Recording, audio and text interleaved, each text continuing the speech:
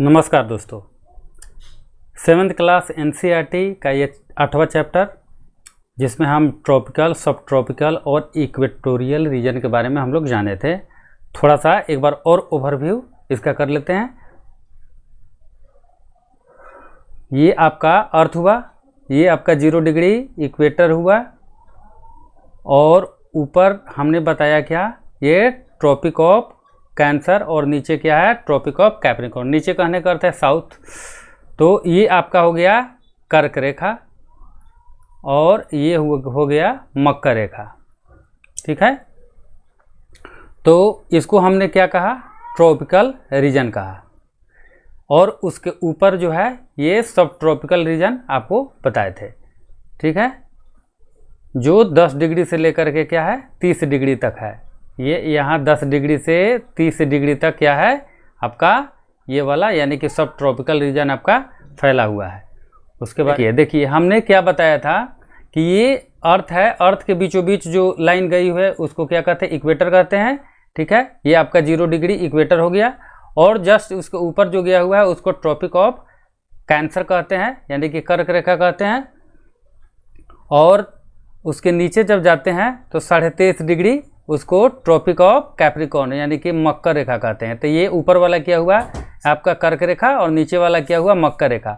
और इसके बीच में ये जो देख रहे हैं लाइन जो ड्रॉ कर रहे हैं, खींच रहे हैं, इसको हम क्या कहते हैं, इसको ट्रॉपिकल रीजन इसी को कहते हैं।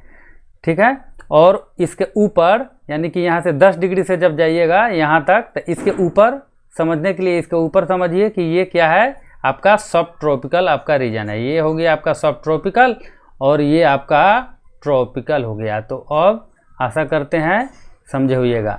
अब इक्वेटोरियल रीजन समझिए। अब इसी में देखिए इसके ऊपर इसमें समझिए यहाँ क्या है कि सन का लाइट डायरेक्ट आता है। ठीक है, ये तो पूरे जोन में ही पड़ता है, लेकिन सबसे ज़्यादा कहाँ पड़ता है आपको इक्वेटर के आसपास जो एरिया होगा, यानी कि विषुवत रेखा के आसपास जो एरिया होगा उसको ज़्यादा जो है ये अपना सन अपना लाइट जो है प्रदान करता है, देता है। ठीक है, तो ये आपका इक्वेटोरियल रीजन हो गया। ठीक है, ये 10 डिग्री ऊपर होता है। ठीक है, कोई अब दिक्कत है, ये आपका नॉर्थ अमेरिका है, ये आपका साउथ अमेरिका है, तो इसी के बारे में पढ़ना है। और यहाँ आपका इंडिया है। ठीक है, तो देखिए तो यहाँ पे देख रहे हैं कि 10 डिग्री जो है 10 डिग्री ऊपर और 10 डिग्री नीचे। कहने का अर्थ क्या है, ऊपर मतलब नॉर्थ और नीचे क्या है साउथ, यानी कि उत्तर से दक्षिण तक। और यहाँ पे देखिएगा एंडीज क्या है, माउंटेन है। इसी रीजन के बारे में हमको पढ़ना है। ये पूरा देखिएगा तो क्या है, यहाँ 23.5 डिग्री तक क्या आता है आपको ट्रॉपिकल रीजन में आता है। किस में आता है, ट्रॉपिकल में आता है। ध्यान से, बिल्कुल ध्यान से पढ़ना है, बिल्कुल। और ये तो आपका ट्रॉपिकल हो गया। और यहाँ भारत में आइए तो देखिए ये सब ट्रॉपिकल देख रहे हैं ना, ये ट्रॉपिकल इससे ऊपर है, तो ये सब ट्रॉपिकल में आता है। तो सब ट्रॉपिकल हमने क्या बताया था 10 डिग्री से, देख रहे हैं ना, ये वाला 10 डिग्री है। तो 10 डिग्री से जब ऊपर जाएंगे तो 30 डिग्री तक हमको क्या मिलता है, सब ट्रॉपिकल रीजन हमको देखने को मिलता है। ठीक है, यहाँ तक आपको समझ में अब आया होगा। तो वहाँ पे क्या होगा क्लाइमेट, फिर से एक बार रिकॉल कर लेते हैं। तो वहाँ का क्लाइमेट क्या होगा, बहुत ज़्यादा हॉट होगा। हॉट जब गर्मी जब बढ़ने से क्या होगा कि वहाँ क्या होगा, ह्यूमिडिटी, यानी कि गर्मी जब बढ़ेगा तो वहाँ जो भी क्या कहते हैं, वहाँ तो हमेशा रेन होते रहता है ना, वहाँ पे हमेशा बारिश होते रहता है। तो वहाँ अमेजन बेसिन जो है वो क्या होगा, जब सन का लाइट जब उस पर पड़ेगा तो क्या होगा, इवेपोरेशन का प्रोसेस शुरू हो जाता है। और इवेपोरेशन का जब प्रोसेस होगा तो क्लाउड बनना क्या होगा, जारी हो जाएगा, क्लाउड बनेगा। और क्लाउड बनने के बाद क्या होगा, बारिश जो है होना शुरू होगा। इसलिए वहाँ का पेड़ पौधे बताए थे कि वहाँ पेड़ पौधे कैसे होंगे, वहाँ बहुत ही सघन पेड़ पौधे होंगे। इसको अच्छा से देखने के लिए पिछला लेक्चर हमारा जरूर देखिएगा, आई बटन में हम लिंक दे देंगे। ठीक है, फिर वहाँ के हर एक चीज़ के बारे में थोड़ा बहुत हम लोग जाने थे। अब आगे हम देखते हैं, आगे क्या देखते हैं, people of the rain forest. देखिए वहाँ के लोग जो है, रेन फॉरेस्ट हम किसको कहते हैं, पहले सबसे पहले समझिए रेन फॉरेस्ट, एवरग्रीन फॉरेस्ट हम लोग पिछली कक्षा में हम लोग को 6th क्लास में भी पढ़ना है। तो एक तो समझ लीजिए, 2 ही समझिए। एक तो आपको ट्रॉपिकल रेन फॉरेस्ट के बाद ट्रॉपिकल एवरग्रीन फॉरेस्ट कहिए तो एवरग्रीन फॉरेस्ट, ठीक है। इसी को क्या कहते हैं, रेन फॉरेस्ट भी कहते हैं, ठीक है। तो रेन फॉरेस्ट हम किसको कहते हैं, उष्णकटिबंधीय सदाबहार वन, जो हमेशा क्या होता है, एकदम हरा भरा रहता है, उसको कहते हैं, ठीक है। ये हमेशा क्या रहता है, हमेशा हरा भरा रहता है। तो हरा भरा क्यों है, तो देख रहे हैं कि यहाँ पे बारिश का पानी भी मिल रहा है, तो इसलिए हरा भरा तो होगा ही। और दूसरा चीज़, एक होता है ट्रॉपिकल डेसिडुअस फॉरेस्ट, यानी कि आपको जब सब ट्रॉपिकल रीजन के बारे में पढ़ेंगे, गंगा ब्रह्मपुत्र रिवर बेसिन के बारे में पढ़ेंगे, तो आपको इसमें पढ़ना है ट्रॉपिकल डेसिडुअस, यानी कि उष्णकटिबंधीय पर्णपाती वन। इसमें क्या होता है कि ट्रॉपिकल एवरग्रीन फॉरेस्ट में क्या होता है कि यहाँ जो है, जो वृक्ष है, जो ट्रीज हैं, उसका पत्ता जो है क्या होता है, नहीं गिरता है। मतलब गिरता तो है, लेकिन क्या है कि जैसे थोड़ा बहुत अभी गिर गया, एक बार पत्ता नहीं झड़ता है, ठीक है। इसलिए हमेशा क्या होता है, हरा भरा रहता है, ये एक बार नहीं गिरता है। लेकिन इसमें क्या है कि किसी खास समय में, किसी खास मौसम में, किसी खास समय में क्या होता है, ये अपने पत्तियाँ को झाड़ देता है। तो इसलिए इसको क्या कहते हैं, इसको हम क्या कहते हैं कि ट्रॉपिकल डेसिडुअस फॉरेस्ट, यानी कि उष्णकटिबंधीय पर्णपाती वन, इसको पर्णपाती वन कहते हैं। तो देखिए, तो वहाँ के यानी कि रेन फॉरेस्ट के बारे में, अमेजन के रेन फॉरेस्ट के बारे में अब हम जाने कि वहाँ के लोग कैसे रहते हैं, ठीक है। अब देखिए पीपल ग्रो, देखिए वहाँ तो वेजिटेशन वहाँ देख लिए, तो देखिए एग्रीकल्चर का क्या कंडीशन है, people grow most of their food in small areas after clearing some trees in the forest. क्या करता है कि पहले पेड़ों को क्या करता है कि क्लियर करता है, मतलब क्या करता है, काट देता है, नष्ट कर देता है। उसके बाद वहाँ पे क्या करता है कि साफ करने के बाद में ही क्या करता है, वहाँ उस फॉरेस्ट को जब साफ करता है तो वहाँ क्या करता है, क्रॉपिंग करता है। आगे हम इसके बारे में देखेंगे। While men hunt and fish along the rivers, women take care of the crops। देखिए वहाँ का जो आदमी कहने का अर्थ है वहाँ जो मेल है, वहाँ का पुरुष क्या करता है, मेल, तो मेल क्या करता है, दो ही काम करता है, एक हंटिंग कर सकता है और नहीं तो दूसरा क्या करता है, फिशिंग करता है, ठीक है, मछली पकड़ता है और नहीं तो शिकार करके अपना काम चलाता है। लेकिन वहाँ की वुमेन है, तो वुमेन क्या करती है, यानी कि महिला वहाँ की क्या करती है कि वो जितना क्रॉपिंग पैटर्न जो है उन्हीं पे डिपेंडेंट है, तो वो क्या करती है, क्रॉप्स जो है उगाती है, ठीक है। तो महिलाओं का वहाँ मेन रोल देखने को हमको मिल रहा है। कारण कि हंटिंग तो हमेशा हो नहीं सकता है, फिशिंग भी हमेशा हो सकता है कि किसी खास सीजन में या किसी खास मौसम में जो है मछली नहीं पकड़ पाए, लेकिन क्रॉप तो होता ही है। अब देखिए स्लैश, देखिए हम एग्रीकल्चर में क्यों बोले हैं, क्लियरिंग मतलब साफ करके क्यों करता है। देखिए आपको यहाँ पे slash and burn agriculture, slash and burn agriculture क्या होता है उसको समझिए। स्लैश मतलब क्या होता है, स्लैश एंड बर्न, इसको काटना, कर्तन, इसको कर्तन कहिए, कर्तन एवं दहन, कर्तन एवं दहन। देखिए स्लैश एंड बर्न का क्या अर्थ हुआ, कर्तन एवं दहन। कर्तन मतलब क्या हुआ, काटना। पेड़ों को क्या करता है कि ये जैसे पेड़ है, तो यहाँ पे देखिए ये पेड़ है, ये क्या है, पेड़ है, क्या है, ये सब पेड़ है वहाँ। तो क्या करता है, इस पेड़ को पहले काट देता है, तो काटने के बाद क्या होता है, काटता है और उसके बाद दहन मतलब जला देता है, बर्न।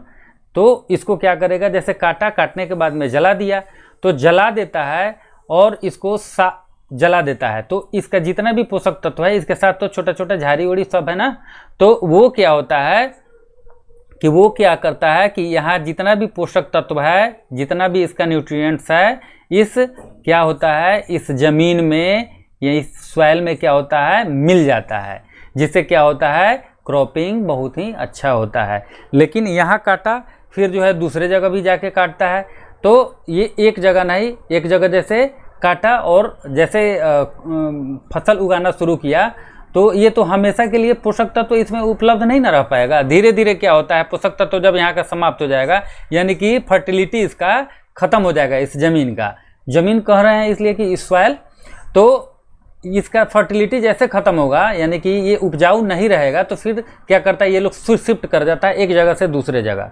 ठीक है।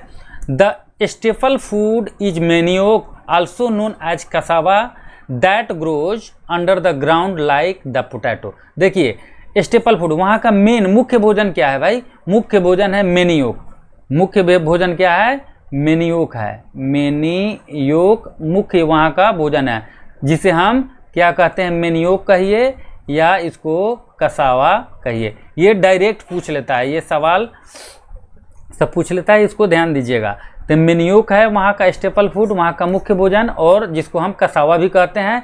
इसको कैसे उगाया जाता है, तो पोटैटो जिस तरह आलू को उगाया जाता है, अर्थ के अंदर देखते हैं कि आलू को भी उगाया जाता है, वैसे जो है अंडर में क्या होता है, ये उगता है। ठीक है, तो इसको आप समझे होइएगा अच्छे से।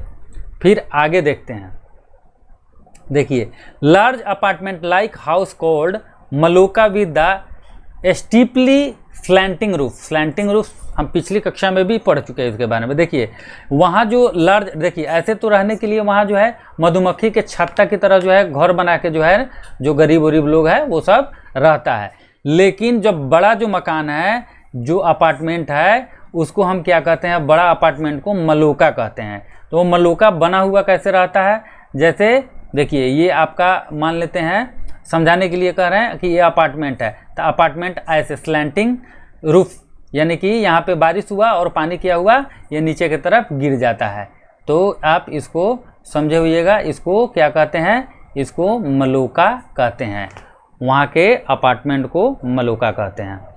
The developmental activities are leading to the gradual destruction of the biologically diverse rain forest. देखिए क्या करता है, यानी कि डेवलपमेंट एक्टिविटीज़ के वजह से, यानी कि इंसान अपना जो है क्या कहते हैं, डेवलपमेंट के लिए क्या किया है कि इस फॉरेस्ट को क्या किया है, पूरी तरह से नष्ट कर रहा है, जो बहुत ही नुकसानदेह है।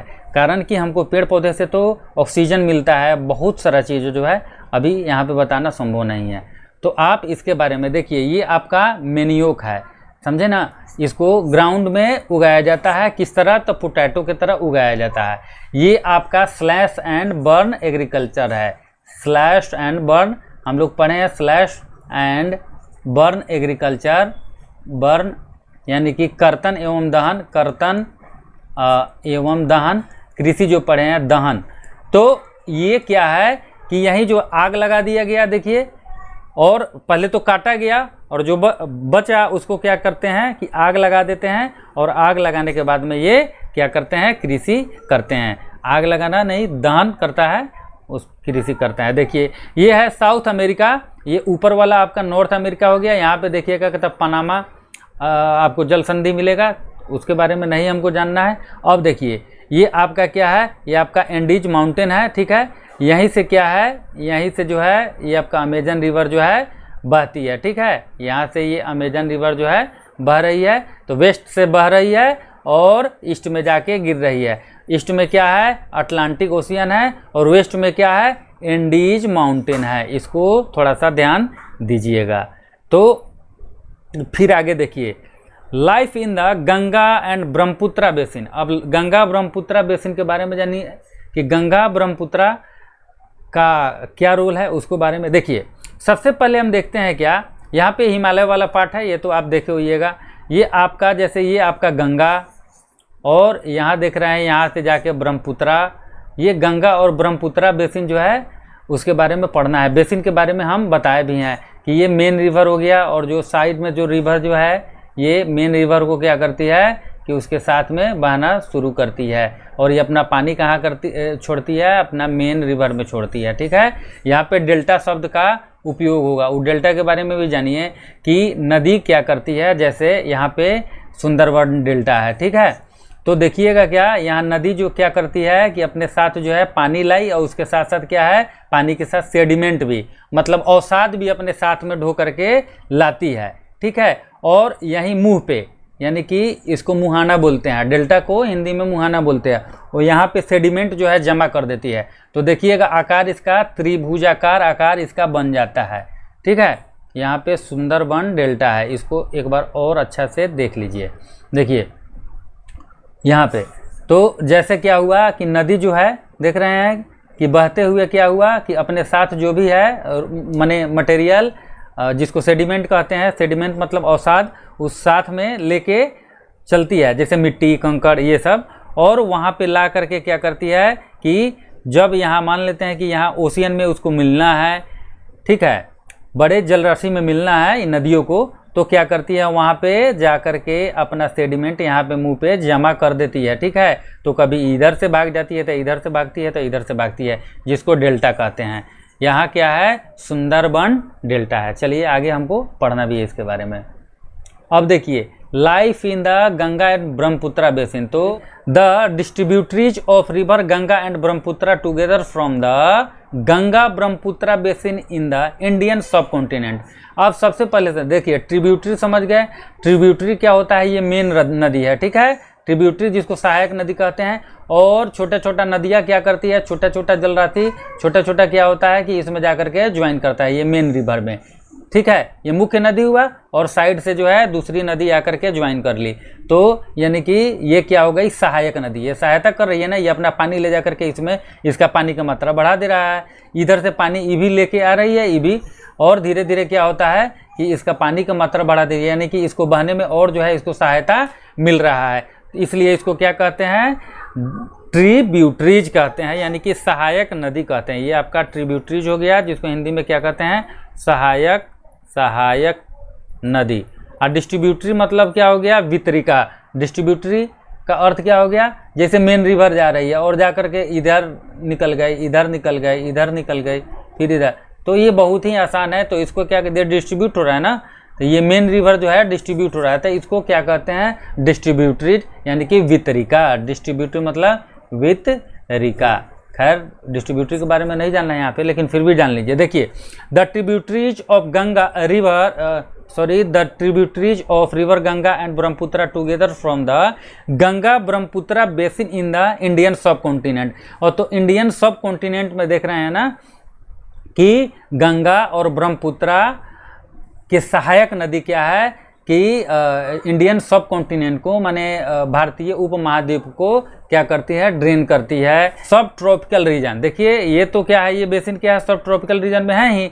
That is situated between 10 degree. देखिए तो हमने पहले ही बताया कि इंडिया जो है, इंडिया सब कॉन्टिनेंट जो है वो क्या है, ये पहले सब ट्रॉपिकल रीजन में जो आ रहा है, तो सब ट्रॉपिकल को देख रहे हैं 10 डिग्री यहाँ पे है, 10 डिग्री, तो 10 डिग्री से लेकर के ये आपका 23 डिग्री है, तो मान लीजिए यहाँ पे यहाँ तक 30 डिग्री होगा, तो यानी कि यहाँ तक क्या है, देख रहे हैं ना, भारत के ऊपर तक है।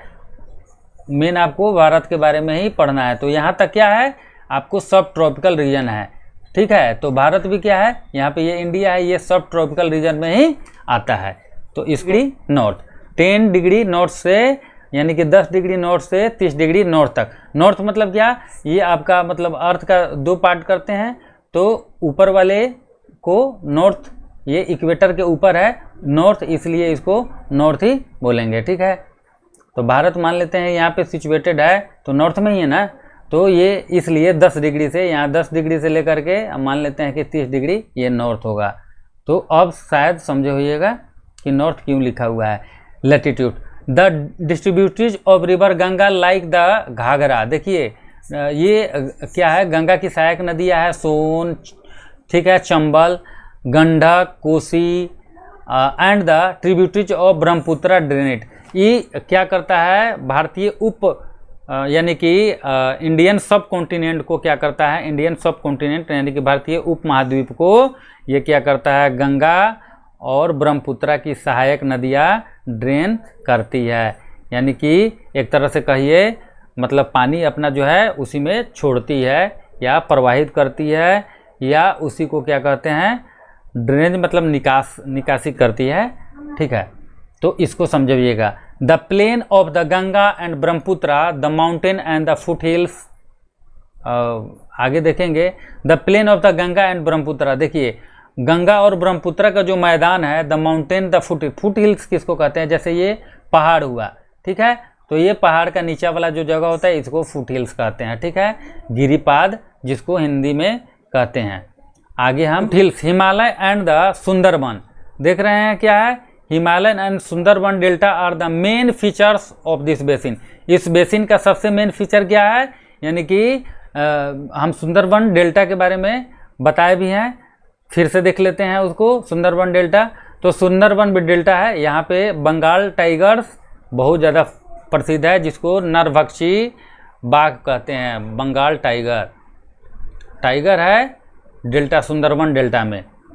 अच्छा, oxbow lakes dot the plain area. Oxbow lake मतलब क्या होता है? मतलब ऑक्सबो लेक गोखुर झील के बारे में सुने होइएगा। वहीं गोखुर झील क्या होता है? जैसे मियांडर ये सब जानते होइएगा। ये क्या होता है कि सेडिमेंट जब ये ज़्यादा हो जाता है फिर इसके बाद जो है ना ये कट करके अलग हो जाता है बिल्कुल, तो ये गोखुर झील भी इसको कहते हैं, ऑक्सबो लेक। तो ऑक्स की तरह जो है, ऑक्स के खुर को देखते हैं ना, पैर मतलब निचला जो भाग होता है उसको खुर बोलते हैं, तो वो उसी के समान जो है दिखाई देता है, ठीक है। The area is dominated by monsoon climate. Monsoon climate मतलब ये आपका इंडिया हो गया, तो ये ईस्ट साइड से ही देखते हैं ना हमेशा। ये आपका नॉर्थ वाला पार्ट है, सॉरी, ये आपका नॉर्थ है, ये आपका ईस्ट है, ये आपका वेस्ट है, ये आपका साउथ है। तो देखिए साउथ वेस्ट से जो है हवाएं चलती है मानसूनी। भारत में जो है मानसूनी क्लाइमेट भी है, यानी कि तो यही जो है मानसून क्लाइमेट है, ठीक है। The monsoon brings rain from mid June to September, mid September, देखिए मध्य जून से, यानी कि जून है तो उसमें भी क्या है मध्य जून से कहाँ तक? सितंबर तक, यानी कि मध्य सितंबर तक आपको क्या है ये मानसून रहता है। The summer are hot and the winters cool. देखिए भारत में देखते हैं कि गर्मी के महीना में जो क्या है गर्मी रहता है, और विंटर यानी कि सर्दी का महीना में क्या होता है? सर्दी। तो ये क्या है? मानसून का ही प्रभाव है। अब देखिए आगे थोड़ा देखिए, इसलिए यहाँ क्या होता है एग्रीकल्चर में व्हीट, मेज, तो ये सब देख लीजिएगा, ग्राम एंड बहुत सारा पोटैटो, बनाना, ये सब, ये जो है शुगर केन यहाँ का मेन जो है क्रॉप्स इसको कहते हैं, यानी कि नगदी फसल जो है मुख्य रूप से शुगर केन है, जूट है, अल्सो ग्रोज, ठीक है, यहाँ का मुख्य ये है। तो ये मेन सब देखना बहुत ही जरूरी है। Banana plantation are seen in some areas of the plain. Banana जो है यहाँ का, अच्छा देखिए, in the West Bengal and Assam. West Bengal और असम में क्या है? चाय, tea is grown in plantation. तो असम में और बंगाल में क्या है, क्या चीज़? तो चाय का बागान भी है। देखिए ये आपका गंगा रिवर देख रहे हैं। फिर देखिए ये आपका डेल्टा, सुंदरबन डेल्टा में देख रहे हैं ना मैंग्रोव फॉरेस्ट होता है।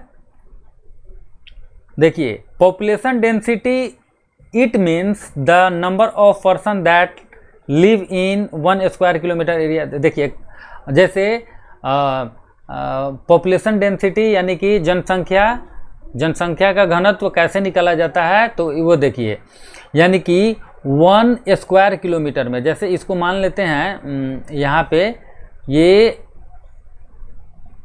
1 वर्ग किलोमीटर है, ठीक है, ये एरिया 1 वर्ग किलोमीटर है, समझिएगा, ठीक है। तो इसमें जितना भी व्यक्ति रहता है, यानी कि 1 वर्ग किलोमीटर में, यानी कि 1 स्क्वायर किलोमीटर में जितना यहाँ पे लोग रहता है, जितना यहाँ का जनसंख्या है, उसी को हम क्या कह सकते हैं? पॉपुलेशन डेंसिटी कहते हैं, ठीक है। जनसंख्या घनत्व डेंसिटी मतलब क्या होता है? घनत्व। तो यानी कि कितना किलोमीटर में कितना लोग 1 वर्ग किलोमीटर में, इसी को 1 स्क्वायर किलोमीटर में कितना लोग बसा हुआ है उसको। जैसे देखिए density of Uttarakhand is 189। Uttarakhand का क्या डेंसिटी है? यानी कि 1 वर्ग किलोमीटर में कितना है? 189। While the density of West Bengal में देखिए 1029 है, एंड दैट ऑफ बिहार में 1102 है। तो ये आप जनसंख्या का घनत्व देख लिए, यानी कि पॉपुलेशन डेंसिटी देख लिए। अब आगे देखिए इसको क्या कहते हैं, इसको टेरेस फार्मिंग कहते हैं। टेरेस फार्मिंग पर्वत जो है, यानी कि जो ढलान वाला एरिया है, उस पर क्या होता है, जैसे पानी आया तो पानी तो सीधे सड़क से नीचे चला जाएगा ना, इस तरह नहीं बनेगा। तो वहाँ क्या किया जाता है कि टेरेस फार्मिंग, यानी कि वेदिका कृषि का निर्माण करता है। वेदिका, इसको कृषि कहते हैं, वेदिका कृषि। तो यहाँ क्या होता है, जैसे पानी आया तो पानी यहाँ पे डायरेक्ट तो नहीं गिरेगा, यहाँ पूरा भरता है, तब उसके बाद ये भरा, फिर ये भरा, धीरे धीरे तब पानी जो है, तो यहाँ जो भी क्रॉपिंग होगा तो वो क्या करता है, यहाँ पे वो अपना जल जो है सोख लेता है। ठीक है, तो इसको क्या कहते हैं, टेरेस फार्मिंग। मेन देखिए, वन हॉर्न्ड राइनोसेरस क्या है, एक सींग वाला क्या है, गेंडा जो बोलते हैं, एक सींग वाला है, ये एक सींग वाला है, ये रेयर केस में मिलता है। ठीक है, तो सिर्फ इसी बेसिन में आपको देखने को मिलेगा, देख रहे हैं ना। तो वहाँ के वाइल्ड लाइफ में भी बहुत तरह का आपको विविधता देखने को मिलेगा। ये देखिए आपको क्रोकोडाइल है, ये आप देखिए, ये आपको डॉल्फिन है, जिसको हम क्या कहते हैं, ब्लाइंड डॉल्फिन। ये आपको गंगा नदी में आपको मिलेगा ब्लाइंड डॉल्फिन, जिसको सूसू भी कहते हैं, सूसू। इसका एक और नाम क्या है, इसका एक और नाम नहीं, इसका नाम क्या है, सूसू। लेकिन ये क्या है, अंधी डॉल्फिन है, ब्लाइंड डॉल्फिन। ये क्या करता है, देखिए इसके बारे में जानना बहुत ही ज़रूरी है। ये जो है ना, वाटर को जहाँ फ्रेश वाटर है वहीं पे ये पाया जाता है। मतलब गंगा नदी में मान लेते हैं ये गंगा नदी है, अगर सूसू डॉल्फिन की अधिकता इस गंगा नदी में है तो समझिए कि ये फ्रेश वाटर है, बिल्कुल फ्रेश है, ये इसमें कचरा उचरा ज़्यादा जमा नहीं है। और जहाँ पे भी देखिएगा ये कचरा उचरा है, गंदगी वाला जहाँ जगह है, उस पानी में जो है ये मरना स्टार्ट हो जाती है, या वहाँ से दूसरे जगह शिफ्ट हो जाती है। ठीक है, ये रह ही नहीं सकती है उस जगह पे। तो ये आप देखिए the prime minister of India launch the स्वच्छ भारत मिशन। 2014 में नरेंद्र मोदी लॉन्च किए थे स्वच्छ भारत मिशन, यानी कि स्वच्छ भारत अभियान शुरू किए थे। ठीक है, उसके बारे में अब देखिए नमामि गंगे के बारे में, जो पानी को क्या कंजर्व करने के लिए, यानी कि पानी को, वाटर को क्या संरक्षित करने के लिए नमामि गंगे प्रोग्राम चलाया गया था। देखिए, to conserve the river Ganga, Namami Ganga programme has been initiated. तो नमामि गंगा प्रोग्राम को ये आपका क्या है, in the Ganga and Brahmaputra plain tropical deciduous forest. देखिए गंगा और ब्रह्मपुत्रा में क्या हम बताए हैं, सबसे पहले आपको ट्रॉपिकल एवरग्रीन फॉरेस्ट को बताया है, जो आपको ट्रॉपिकल रीजन में। ठीक है, अब देखिए ट्रॉपिकल डिसिडियस फॉरेस्ट के बारे में जान जाइए, जो गंगा और ब्रह्मपुत्रा के मैदान में आपको देखने को मिलेगा। तो हम डिसिडियस जहाँ भी होगा तो डिसिडियस में क्या होता है कि पत्ता जो है झड़ जाता है, ठीक है, गिर जाता है। Trees grow along with teak है, साल है, पीपल है, ठीक, bamboos grows are common in the Brahmaputra plain. Brahmaputra plain में सबसे ज़्यादा देखिएगा, ब्रह्मपुत्र के मैदान में सबसे ज़्यादा क्या है, बम्बू, यानी कि बांस का झुरमुट आपको दिखाई देगा। बांस का झुरमुट जो है, झुरमुट दिखाई आपको देगा। देखिए डेल्टा, तो डेल्टा के बारे में हमने बताया ही है कि डेल्टा किसे कहते हैं, एक बार और जान जाइए। ये डेल्टा हुआ सुंदरबन डेल्टा, ये आपका यहाँ मैंग्रोव फॉरेस्ट होता है। देखिए पहाड़ पे जब जाएंगे तो पहाड़ पे क्या होगा, जब हम पहाड़ पे जाएंगे तो आपको कॉनिफेरस आपको देखने को मिलेगा। जैसे पहाड़ है, समझिए इसको थोड़ा सा, पहाड़ है तो वहाँ पेड़ पौधा कैसा मिलेगा, ऐसे शंकुधारी, ठीक है, जिसको हम क्या शंकुधारी या इंग्लिश में कॉनिफेरस कहते हैं, या कॉनिफेरस फॉरेस्ट, ठीक है, कॉनिफेरस फॉरेस्ट ये हो गया। अब हम डेजर्ट एरिया में अगर हम जाते हैं तो हमको क्या मिलेगा, थ्रोनी बुशेज मिलेगा, यानी कि कटीली झाड़ियाँ मिलेगा।